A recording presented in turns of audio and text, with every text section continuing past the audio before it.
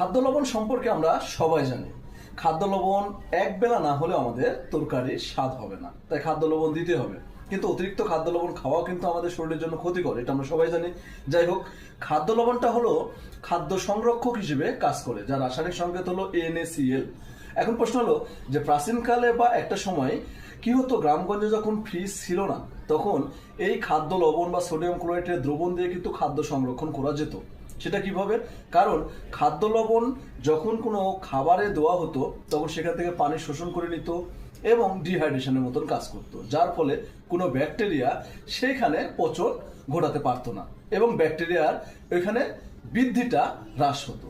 কারণ খাদ্য লবণের ক্লোরাইড আয়ন কিন্তু একটা জীবাণুনাশক, যার ফলে কোনো ব্যাকটেরিয়া বৃদ্ধি হয় না এবং খাদ্য লবণটা কি করে, খাবারের অক্সিজেনের দ্রাব্যতাকে হ্রাস করে, যার ফলে যে কোনো ধরনের ব্যাকটেরিয়ার বংশবৃদ্ধি হয় না। এভাবে খাদ্য লবণ খাদ্যকে সংরক্ষণ করে। ওকে, এটা আমরা কিন্তু ইলিশ মাছের ক্ষেত্রে দেখি, নোনা ইলিশ।